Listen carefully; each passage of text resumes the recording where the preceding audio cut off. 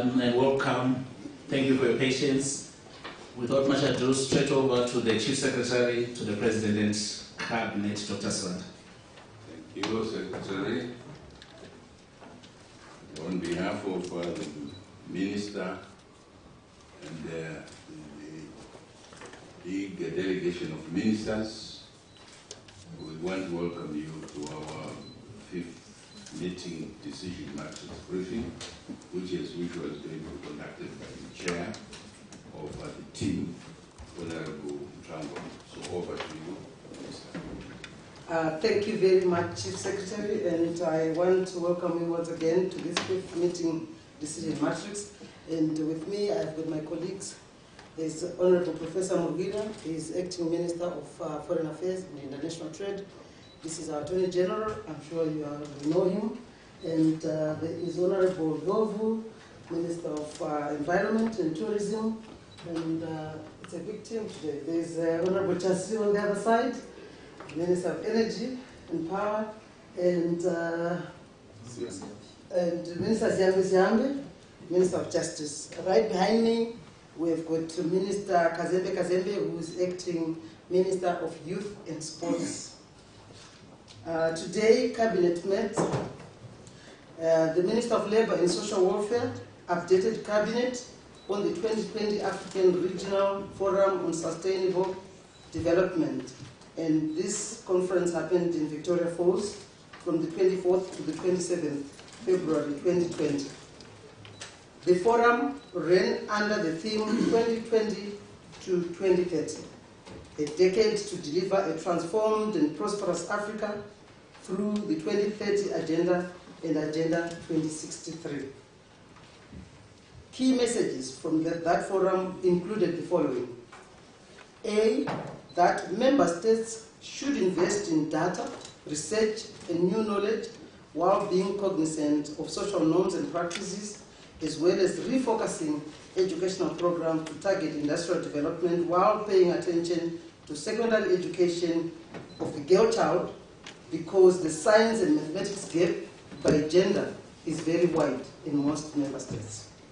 Then B, that African countries should design and implement innovative financial policies, as well as undertaking reforms to broaden their tax bases, eliminate loopholes that permit tax avoidance, and prioritize expenditure with the greatest impact on the less privileged, and monitor the reach of public spending, and combat illicit financial flows, and operationalize the African Continental Free Trade Area. Then C, that member states should integrate pro-employment policy approaches in their macroeconomic and sectoral economic policy frameworks in an effort to stimulate labor demand and decent jobs. Cabinet noted that Zimbabwe assumed chairmanship of the Bureau and is expected to present the key messages from the ARFSD, which is the shortcut of the African Regional Forum on Sustainable Development.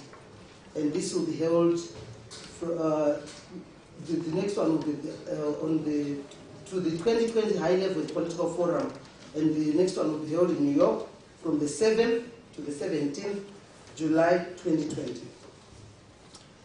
Then there was also a report which was given by the Minister of Health and Child Care, and this was an update on the national preparedness and response progress regarding the 2019 novel coronavirus COVID-19 outbreak.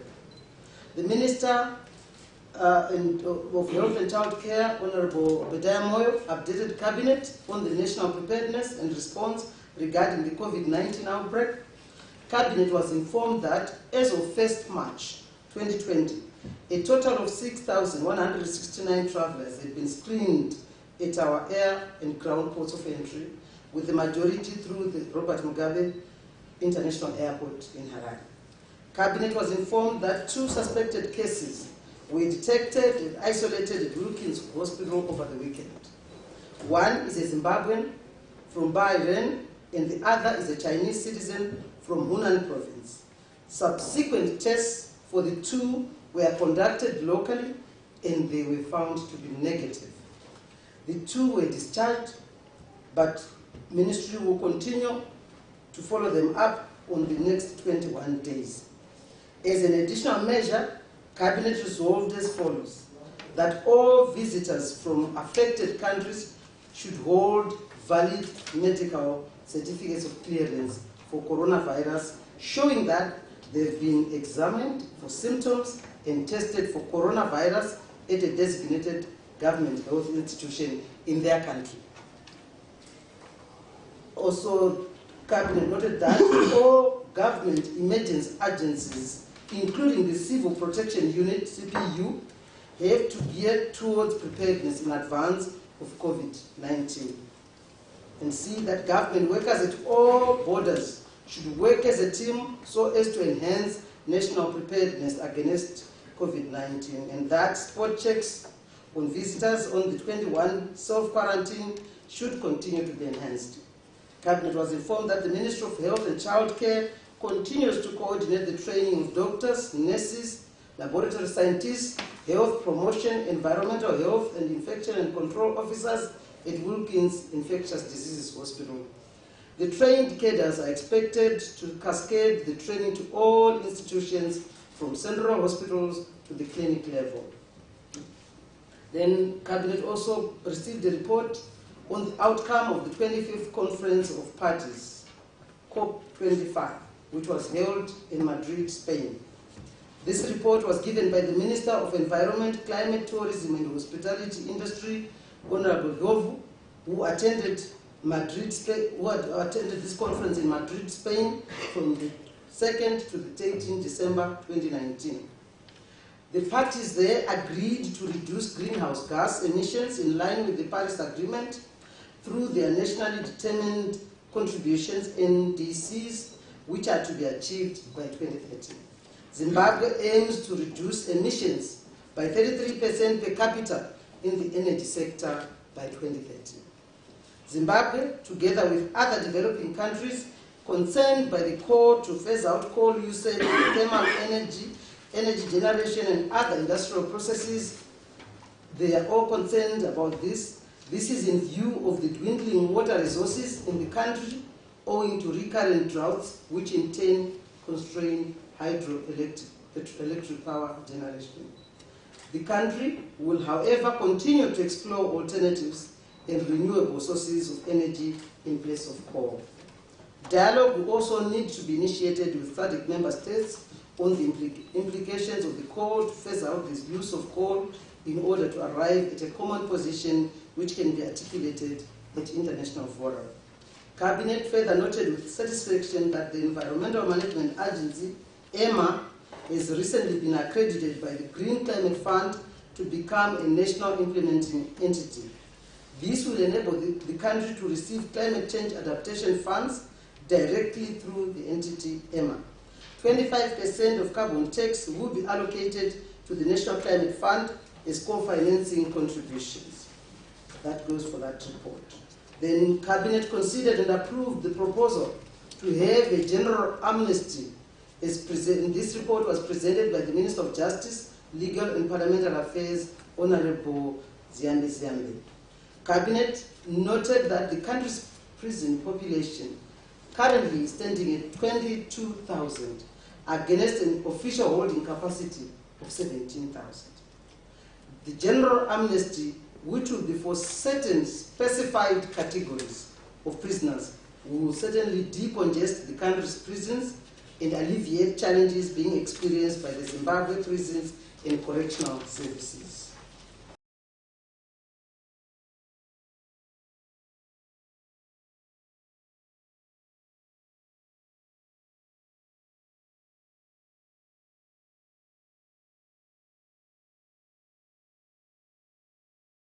On the proceedings and outcomes of the second session of the Zimbabwe-Botswana Binational Commission, which was held in Maun, Botswana, from 25th to the 28th February 2020. The Zimbabwe government's delegation, which included several ministers, was led by His Excellency, the President, Comrade E.G. Mnangagwa. Cabinet noted with satisfaction that the BNC was a resounding success as it brought to the fore the broadening strategic partnership between Zimbabwe and Botswana. 6 memoranda of understanding were signed in the fields of health, employment and labor, housing, education and training, sport development, and the media. One agreement was signed in defense and security. The two heads of state, however, were concerned by the lack of sufficient progress in the implementation of BNC decisions in certain areas. They urged that implementation of the bilateral programs and projects be speeded up in these areas. Positive results were nonetheless achieved in several areas, including in environment and wildlife, where both Zimbabwe and Botswana have set aside substantial portions of their countries towards wildlife conservation. The third session of the Binational Commission will be held in Zimbabwe in February 2021. And last but not least, Cabinet received a report on the preparedness of the Zimbabwe National Stadium to host the Conference of Africa tournament. The Minister of Home Affairs and Cultural Heritage, as Acting Minister of Youth, Sports, Arts and Recreation, reported on Zimbabwe's preparedness to host the Confederation of African Football (CAF) tournament following the banning of the country's stadium. Cabinet was informed that the Minister of Youth, Sport, Arts and Recreation had conducted an inspection tour of National Sports Stadium to assess Zimbabwe's preparedness to host international matches. Cabinet noted that corrective action is in progress and all effort is being made to ensure that the country hosts international matches, in particular CAF. Meanwhile, consultations are in progress to ensure that the country stadia, which fall under different responsible authorities, are also rehabilitated to meet the required international standards. I thank you for listening. That brings end of our post-cabinet briefing. Thank you very much, Honourable Minister and Chair. And now it comes to our opportunity, which we will give to members of the media to pose any questions relating to the briefing. As usual, we have two sessions. First, we'll give you 4 persons to ask questions. Then we will see the next round as we proceed. Any offers? Yes, please.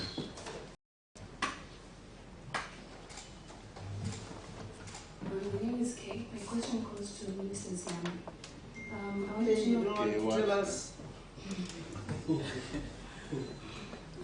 Yes. And yes, go ahead and tell us who you are. Okay.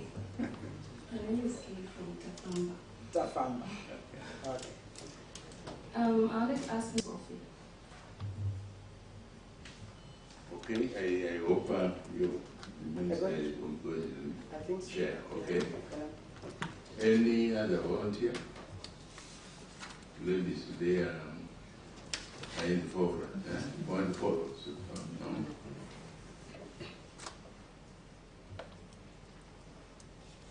It's not Taku Chamba. Or okay. Thank you, Taku Chambers and Papers TV. To the Acting Minister of Foreign Affairs, this is the second BNC we're having with Botswana. Last year they came through, we were given a loan facility of 1 million pula, and Botswana businesses were supposed to use that fund to invest in Zimbabwe. What has happened to that facility? We are talking of the second one now, and we're really talking about next one coming in 2021, February. Are we not just having these conferences which then become more of talk shows and not really turning out to be something tangible that brings in, FDI and improvement in our business sector? Thank you. Okay. Yes, please, on the left. Elian Tali from 263 Mine is to the Minister of Acting Minister of Youth Sport. Any time frames on the stadium issues? Okay. Last volunteer.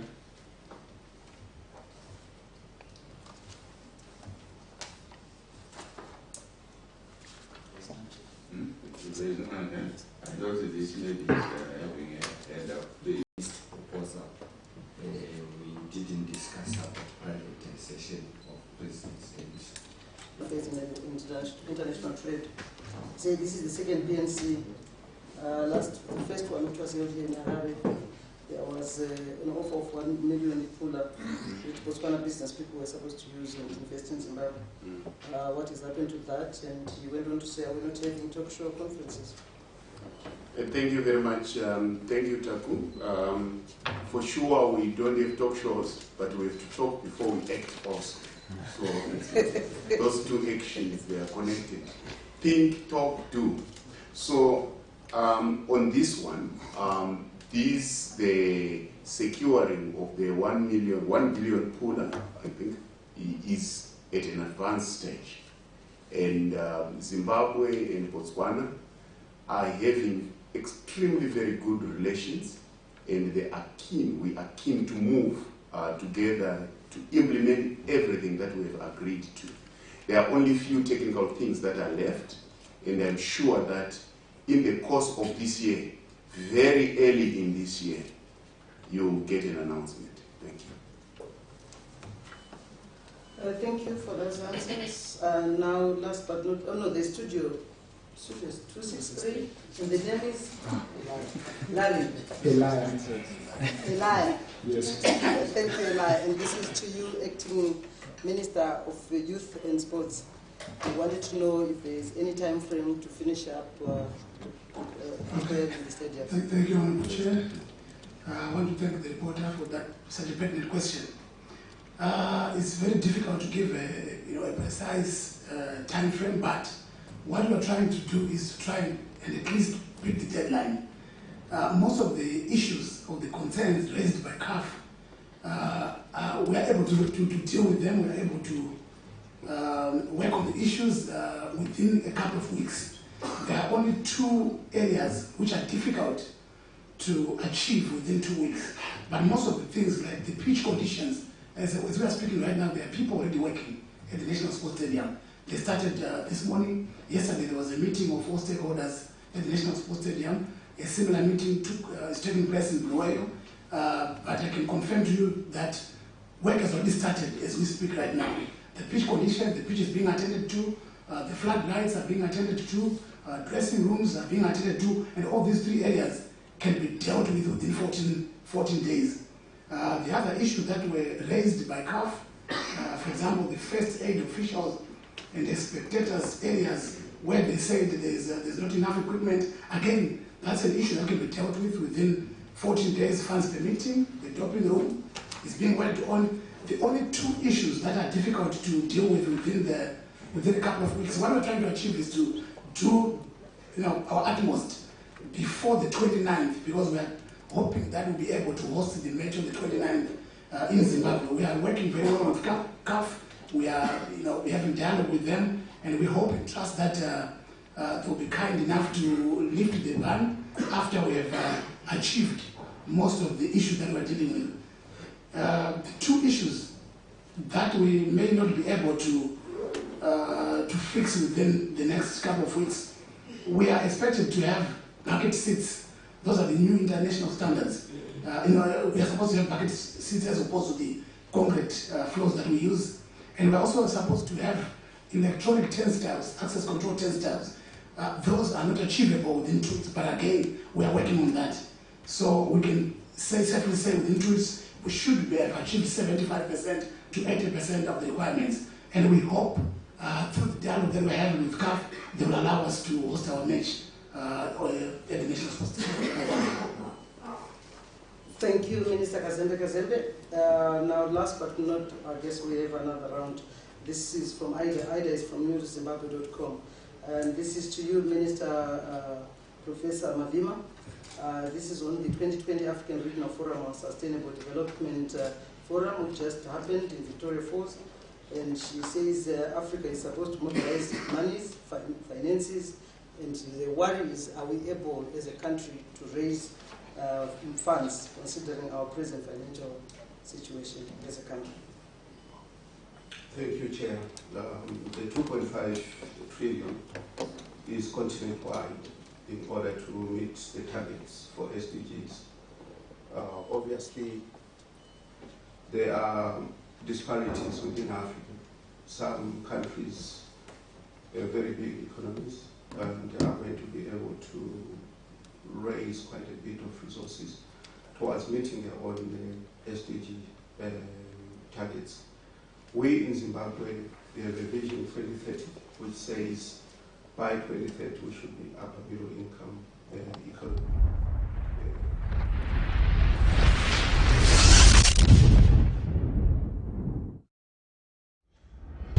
Our chance of meeting SDGs in the various areas.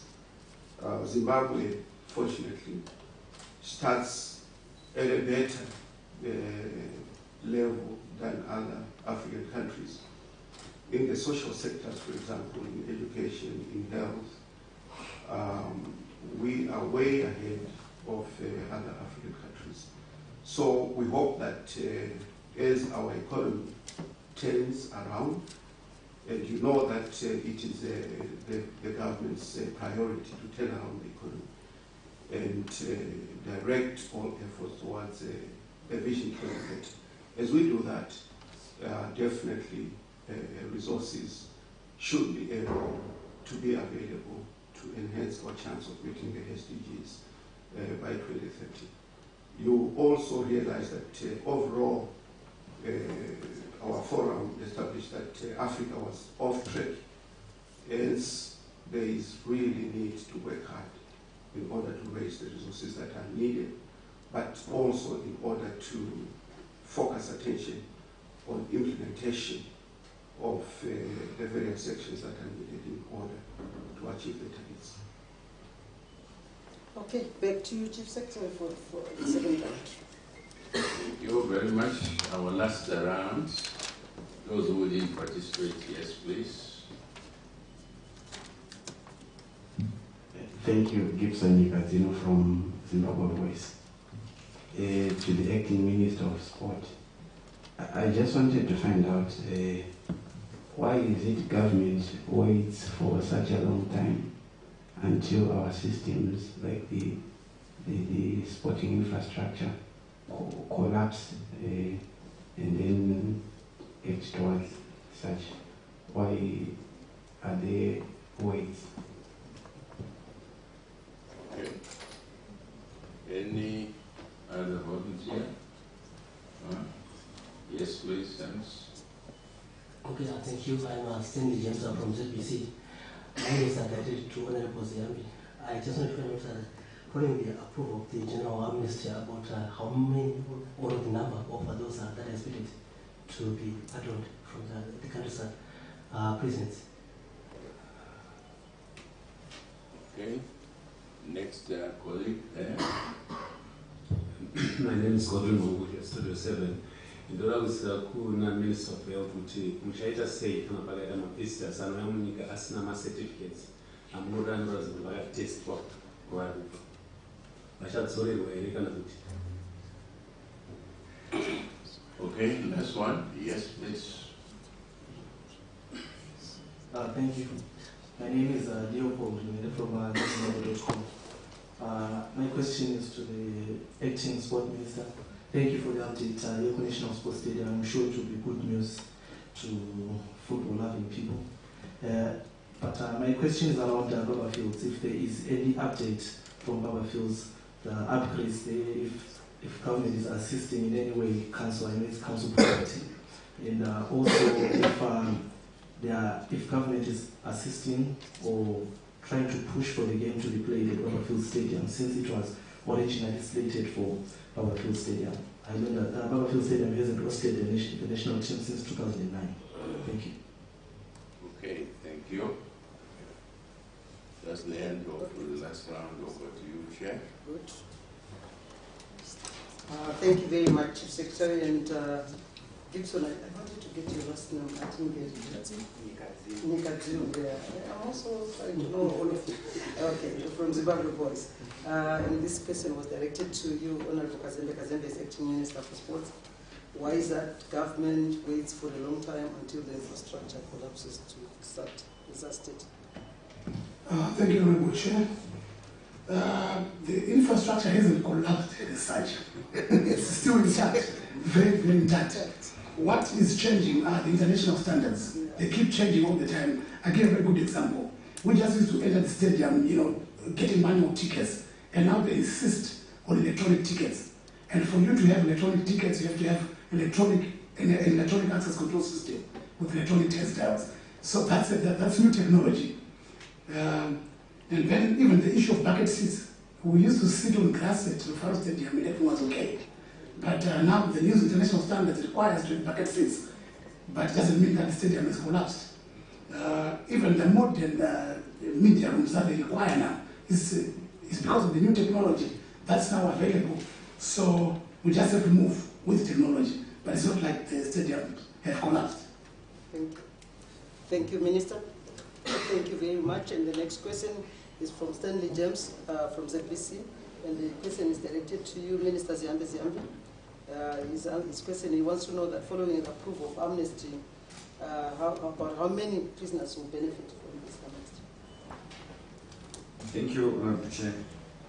What we did is we listed the categories of prisoners that we are proposing to be given amnesty, and we listed 9 categories.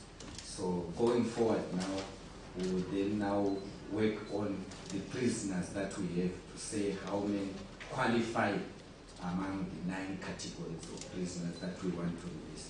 But our target is we want to reduce our prison population so that it is within our prison capacity, carrying capacity. So that is the target. So we are very hopeful that we will be able to reduce it from 22 to about 17 or 16 preferably, I think. Thank you, Minister Ziyambi Ziyambi. And Godwin in Studio 7, at usual. Minister of Health.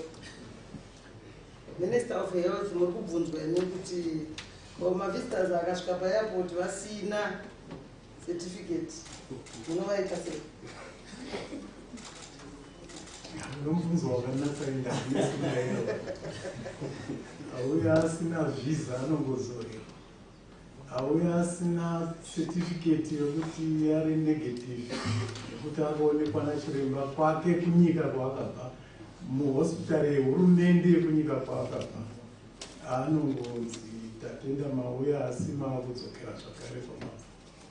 Mozouya kana maane chitupa chakakwana chinotaridza kuti ine utachiona hwecoronavirus hamuna. Saka ndiwo mutemo wapo iwayo. Tiri kuita izvi kuti tigadzirise kuti tisawana vanhu vanouya necoronavirus munyika yedu muno. Saka tichatoita zvese zvakaoma kuitira kuti tidzivirire.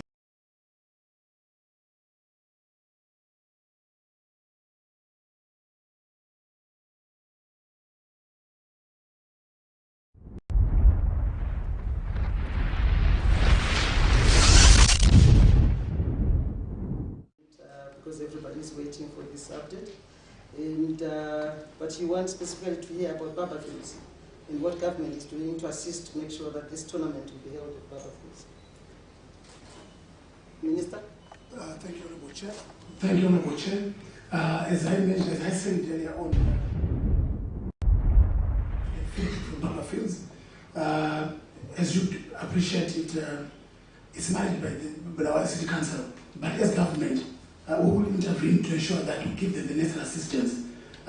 Because from what I gather, the issues raised at Barbafields are manageable compared to the National Stadium. So whichever stadium is ready, what we are simply trying to do is to ensure that as a country, we host that match.